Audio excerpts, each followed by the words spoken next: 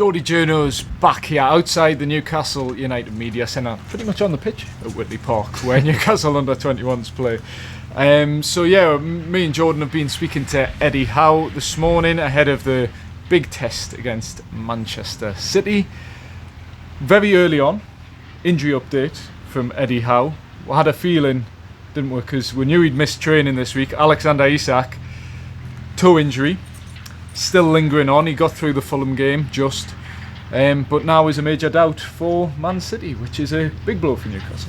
Yeah, he'd obviously picked up the toe injury against Wolves, came off at half time, didn't train in the build up to Fulham, then had an injection in his toe to be able to play, but then the injection wore off towards the latter stages of that Fulham game. It's since stiffened up, which Eddie Howe has used, the term he used. Hasn't trained this week, and yeah, Eddie Howe said it himself. Eddie Howe used the words he has a doubt for tomorrow. So yeah, it's a big blow on a week where Eddie Howe will actually say after Fulham game I need to find ways to actually get him into the game, which we can come on to because one of your questions. But yeah, stand here now, I'm not sure he does play. Last week I think I said on here that I think he would, but it seems like the problem has become a little bit more say complex, if you like.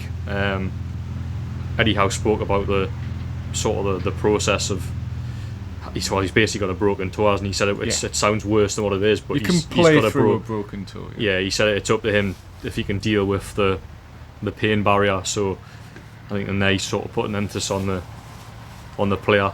But if he hasn't trained this week, then do you play him? I think it's up if he trains today or not. Well, hopefully we'll find out if he does train today. But if he doesn't and he hasn't trained for the week, is he better off being left out of the team? I'd probably say not, because it's Alexander Isak, he's a top class player. But yeah, and you've had a week where you're trying to react from a really disappointing defeat, which again we'll come on to that as well. You've got to be so tactically organised against Manchester City. I'm sure most of Eddie Howe's work this week will be getting tactically ready for Manchester City, and if you don't have Alexander Isak in those tactical sessions, then maybe Eddie Howe will just stick with, well, I imagine will probably be Anthony Gordon up front. But I say all this, a decision will be made today, but it sounds like, I would say based on last week, I think he's more of a doubt heading into this game than he was for the Fulham game. Well, yeah, evidently, yeah. And Alexander Isak, I think, wasn't necessarily performing at his best levels anyway, so I think at maximum he will have trained twice in the last fortnight if he trains today. He's got a broken toe. He's against a team where he's not going to get many chances anyway.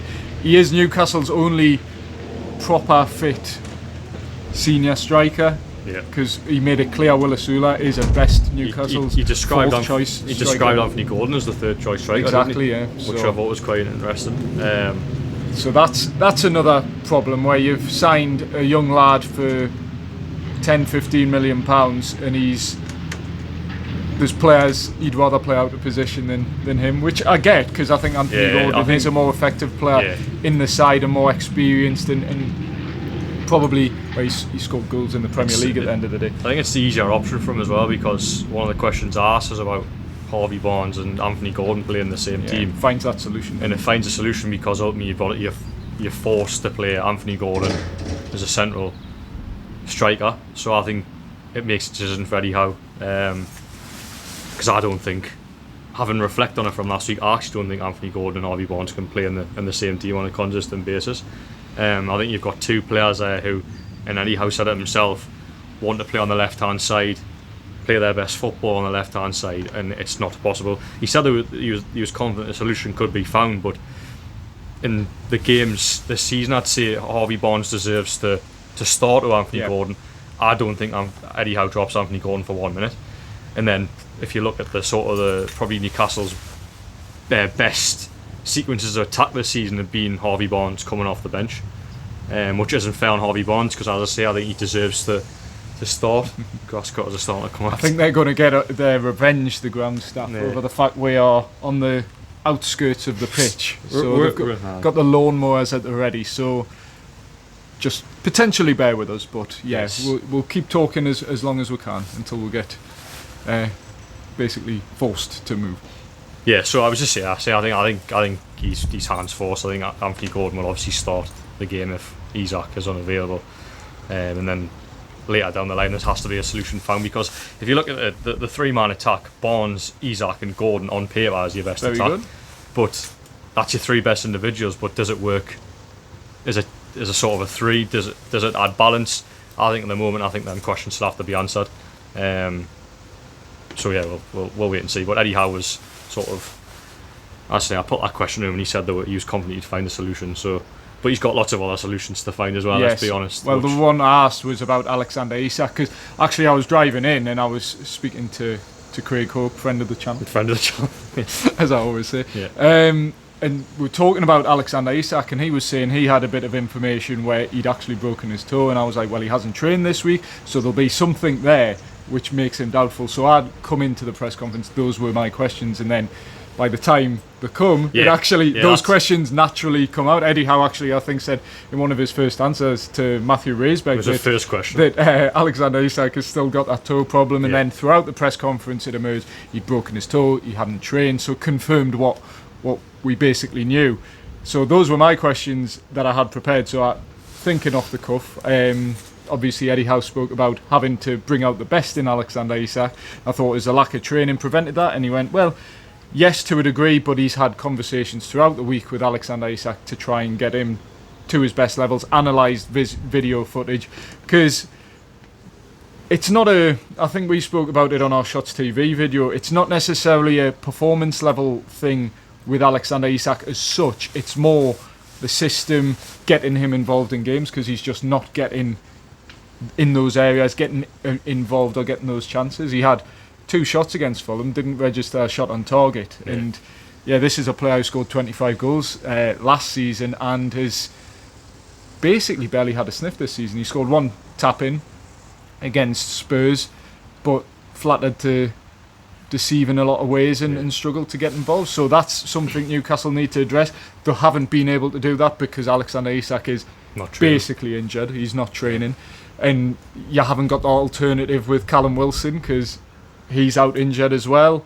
Will Asula, I would be surprised if he starts games anytime soon. No, I think barring Wimbledon. Yeah. So, and then you've got 2 players, like you've said, in Anthony Gordon and Harvey Barnes. Anthony Gordon's maybe your second choice striker as things stand with Wilson out.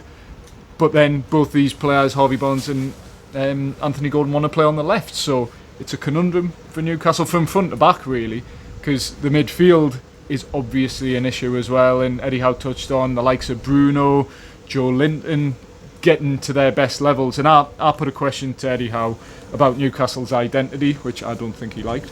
No.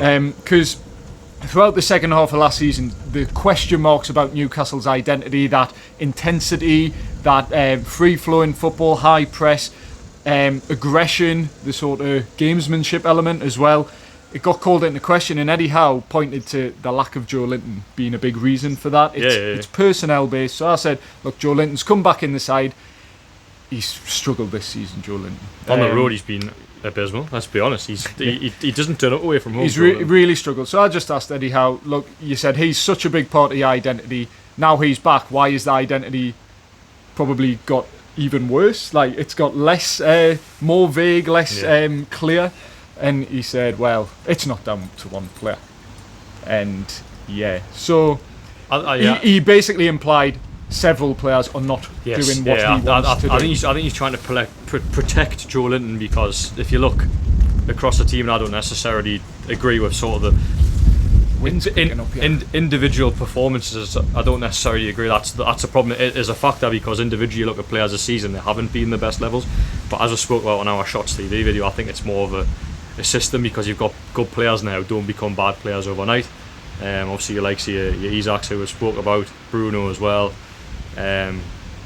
Gordon, although I do think there's been a bit of I think it's been an unsettling summer for Anthony Gordon. Eddie Howe hasn't admitted as such. Maybe he's admitted it in terms of the England scenario, but I think the transfer speculation has really played an impact on Anthony Gordon. Leads on to one of my questions I asked about Anthony Gordon's body language.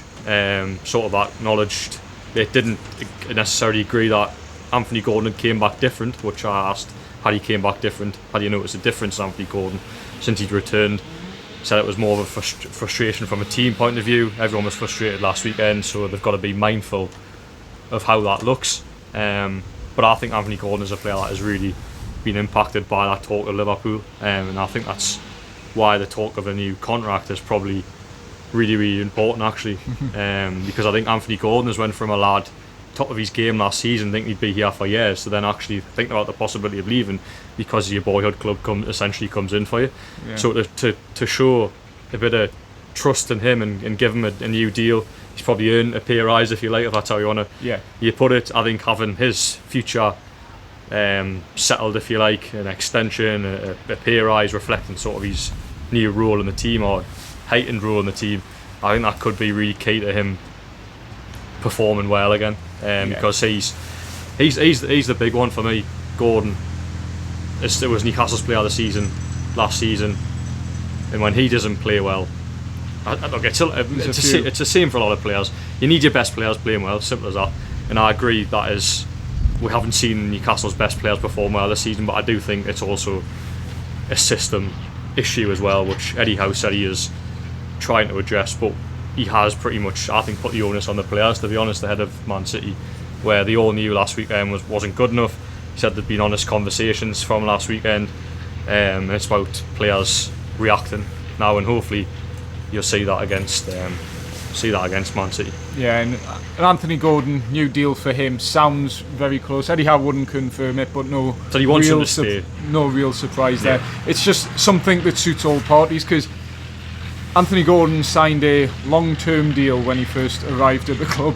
As and when that expires, we're not sure. There was reports it even expired as soon as the end of the season. Apparently, next season. According to some sites which aren't necessarily reliable, but they'd sign Anthony Gordon for 45 million and put him on a 3.5-year contract. Yeah, honestly, I might be wrong here, but I would find that scandalous if that was the case, where you invest so much money in a player, put on a 3-year contract, especially when you've got PSR to consider. You need to spread the payments out. So I would say you at least signed a 5-year contract. Yeah, with possibly an option. Yeah, possibly. Yeah, 4.5 year with an option is what I'd guess. But yeah, Anthony Gordon, tying him down, it gives him a pay rise, gives him that bit of security, and for Newcastle, just protects one of their biggest assets as well. Yeah, that's it. So yeah, and maybe clauses get inserted into that contract. I'm speculating, but what we know is that contract is close to being signed, even though there's a bit of debate afterwards that we won't go into too much, whether Eddie Howe actually played it down and with his response, because he said, I don't want to comment too much until it's done. So not done yet. Is Eddie Howe is conveying doubt over whether it will be done? Watch it and see for yourself. I personally don't think so. He's just not going to tell us. Coy, he's not going to tell us. People who watch Eddie Howe's press conferences now will know when Eddie Howe was... I used the Harvey Barnes example, didn't I? I said, Eddie Howe said, well, we'll wait and see over Harvey Barnes. I'm not going to talk about individual players. Bloke had been on the plane to America. Yeah, he was. He's in his full Newcastle training kit. Yeah. So yeah, like, take everything Eddie Howe says with a pinch of salt. It's all fun and games, and we try and read between the lines and offer what we can in these videos. I'm trying to think where else to go with I think the press conference now. There was a lot of sound bites in there regarding sort of the team reacting from reacting from the Fulham defeat. One question about Paul Mitchell. Yes, there was, where Eddie Howe said, "Oh well, things are fine," basically, because the dust is settled on that. Let's say. Yeah, it seems that way. Obviously, not my report. I'll credit Mark Douglas for this.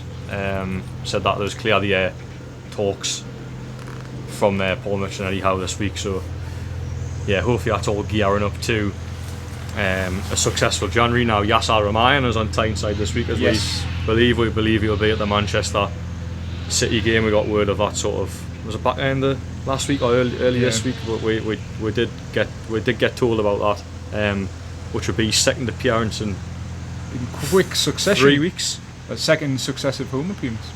Yeah, which in many ways is it's probably unheard of, because I think before his appearance for the Spurs game, I think his last one before that was PSG. Yeah, so and that was essentially it was nearly a year, 10 months or whatever. So I'd imagine if Yasser's here, there must be something on the agenda. What it is, I don't know. That there's lots of things that could be on the agenda. I don't necessarily think that means the January transfer window could indeed mean something regarding a new stadium, for example, because there's lots of different things that need. Because that feasibility study, I think, in the stadium has almost became more prominent this week because of announcements from Manchester United, Leeds, where it's like, well, hold on, what's going on here? This feasibility study is essentially going on for over, is it a year? It must be a year. Yeah. Well, it was a 6-month feasibility study that was due to be complete by the end of the season, and then we spoke to Darren Eales in July, and he said the results are imminent. The results are in, as we understand it.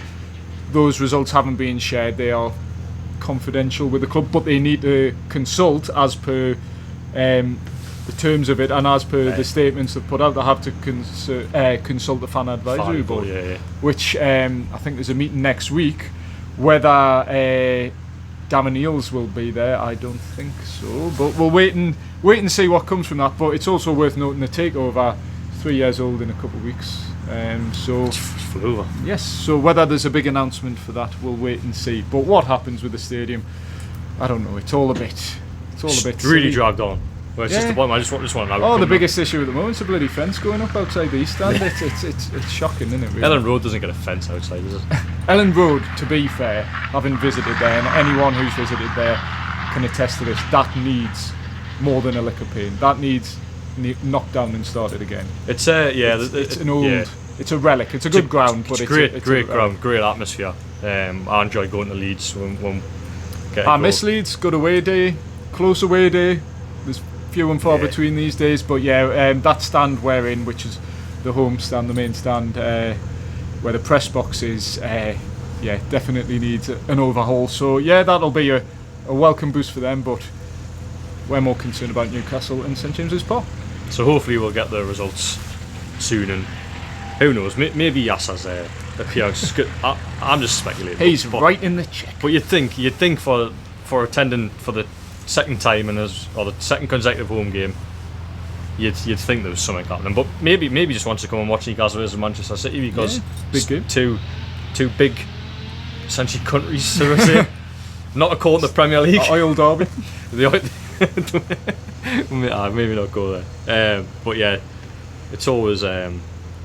I suppose Manchester City versus Newcastle is always quite a tasty one, I think. If it's at St James's Park, he had to write off on Newcastle give them a game at St James's Park, not so much at Etihad. But still striving for that Premier League win against Manchester City. They came close to getting a result in January. They beat them this time last year in the Carabao Cup.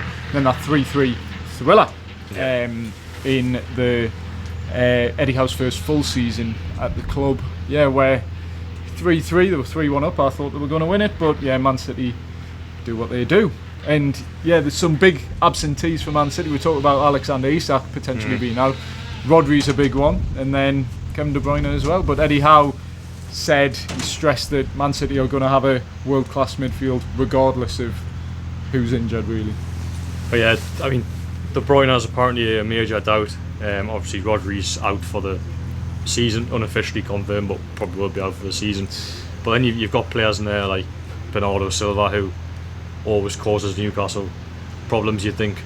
Gundogan's another one. The gaps in behind Newcastle United's midfield, which I think Eddie Howe in the press conference, I might be talking beans here, but I'm pretty sure he had said that the midfield wasn't the sort of issue. There was other areas that they were looking at in terms of his digest from Fulham. But look, if he says that, I believe him.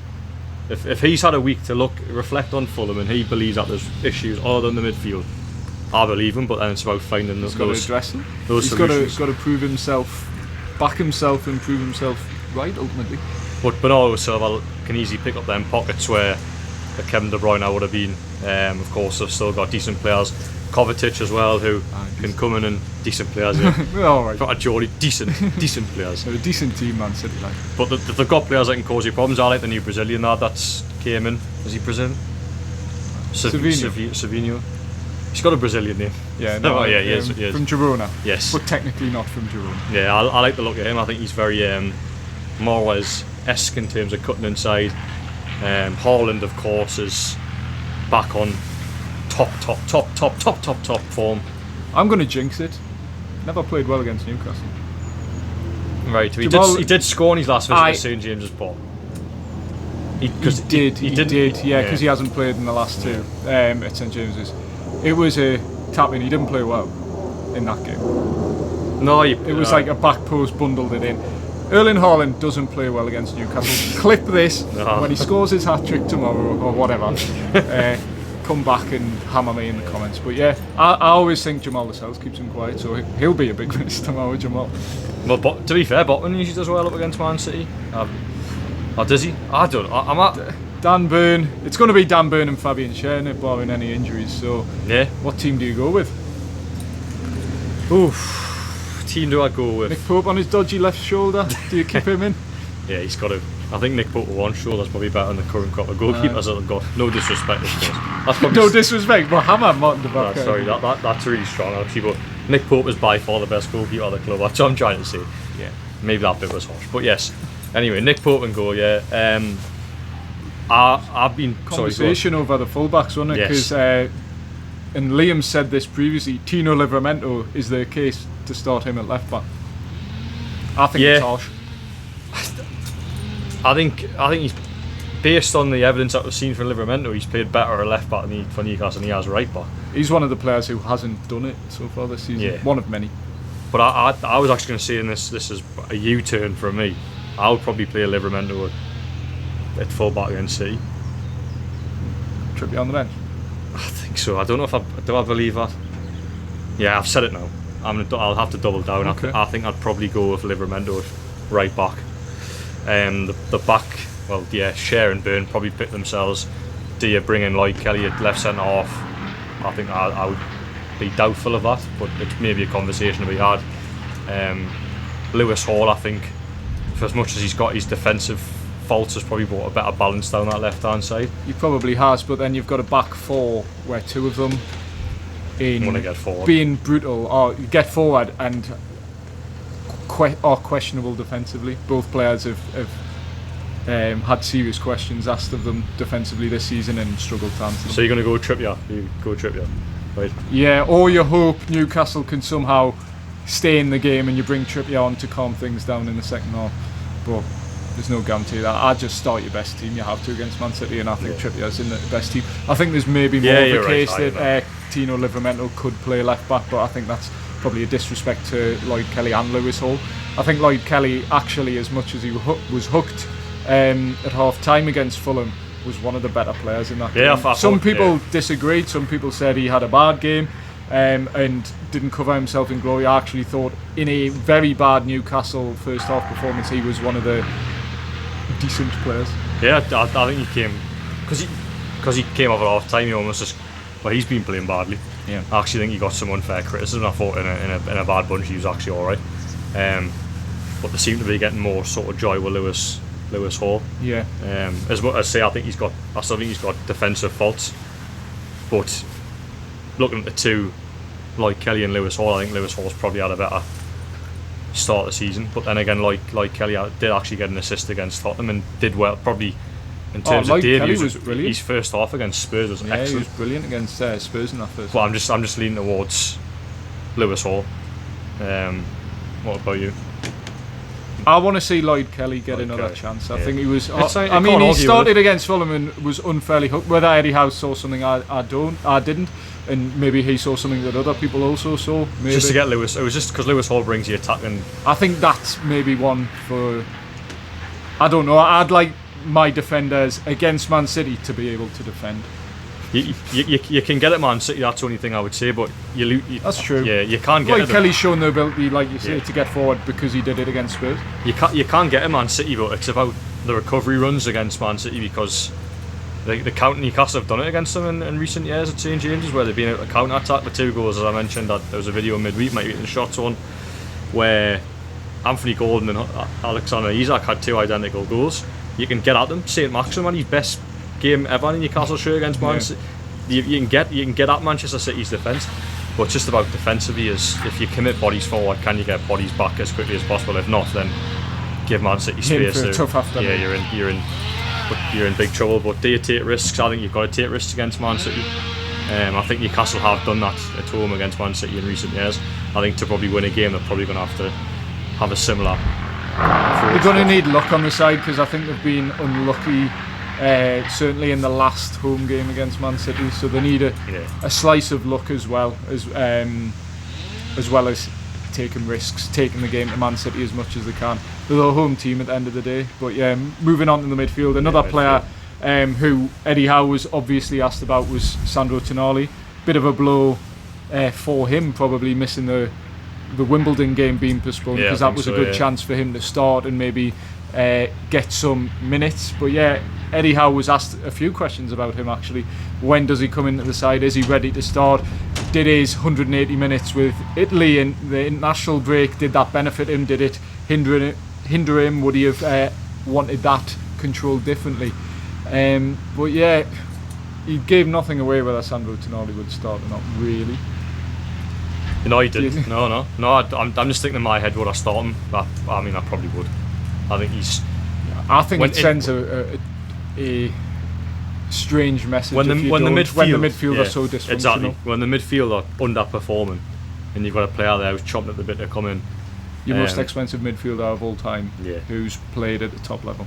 You think you would just bring him in, but then who's he coming for? The midfield for me is this might be a controversial 3, but my midfield would be. I think mine's going to be the same as yours. Do you think? Yeah.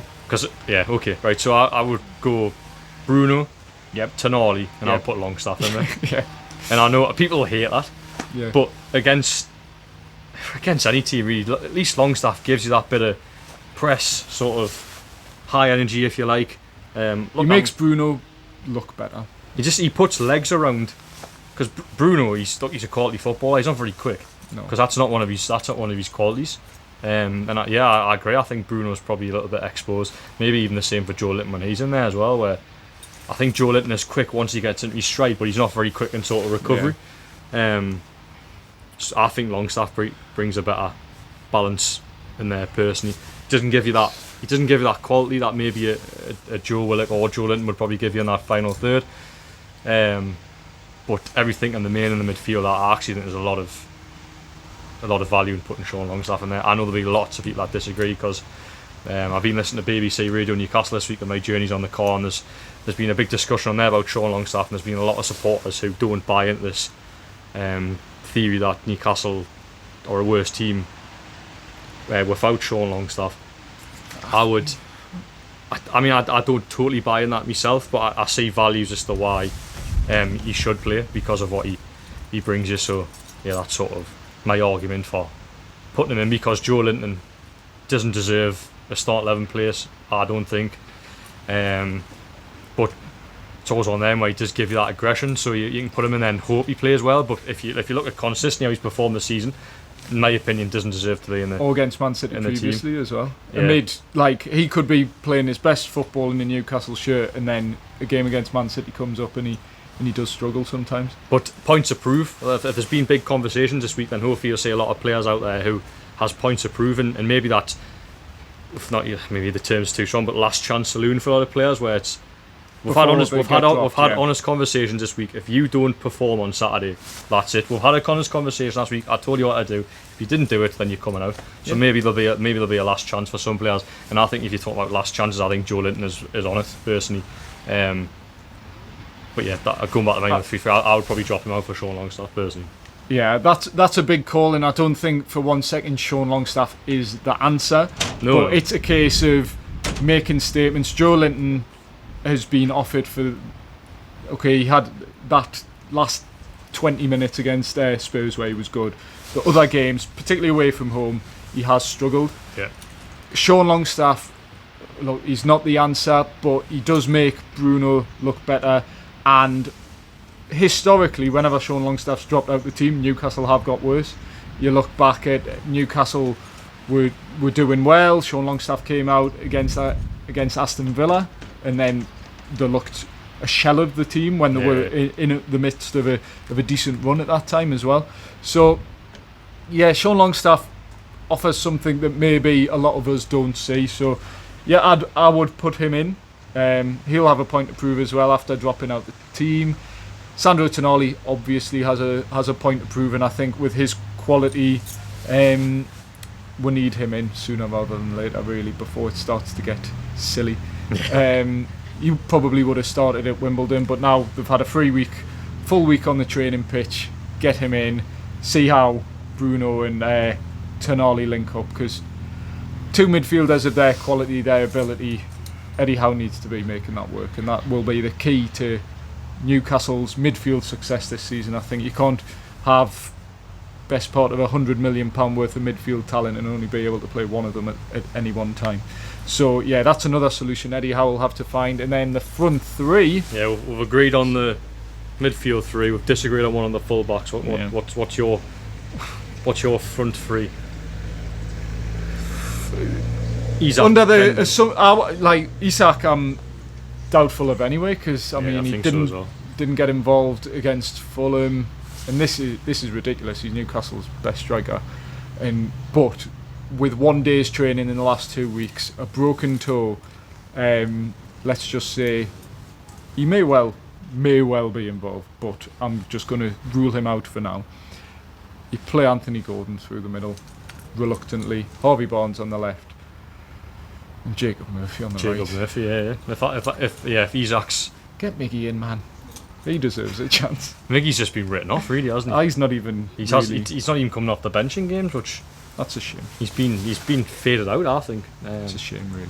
Probably playing the cup game anyway, but he's only been used off the bench of late. So yeah, I think if Isak's not fit, I think that's your front three. If Isak is fit, then I would persist with the front three of Anthony Gordon, Harvey Barnes, and Isak. Even though it's not the answer. Even though it's not the answer, but Eddie Howe's confident he can find the solution. So if Eddie's confident, he got my back in Eddie. Still good. So yeah, that pretty much sums it all up. Bit of waffle in the end there. Bit of waffle about the team.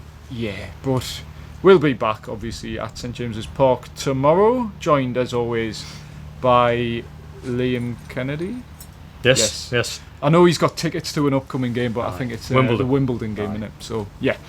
We'll be joined by him. As always, if you like what we do, please remember to like, comment, share, subscribe, and of course be sure to vote for the Geordie Journos at the Football Content Awards. We'll put the link in the description and the comments. Best club content producer in the Premier League. We're one of 15 nominees. Competition's fine. Hey, it was mentioned after the presser today. Congratulated by some of our colleagues. So classy gesture. It's good to see. So yeah, all that. Be sure to do that. And of course, Jordan, T's and C's, our sponsors. Yep, Four Rivers Financial Planning. Everything you know will be in the description below. Please do check them out. Sponsoring all long form Geordie Journos videos. Four Rivers Financial Planning. Check them out. And of course, if you or anyone knows a company who would be keen to sponsor the Geordie Journos, the award-nominated Geordie Journos, ahead of our big night in London on November 21st, drop us a message, or either of us, Liam as well, or drop us an email as well. We'll put all the details in the description. But yeah, for now, thanks for watching. Thanks for joining us here at the Newcastle United Media Centre at Whitley Park. And we'll see you against Manchester City at St James's Park on Saturday afternoon. Cheers.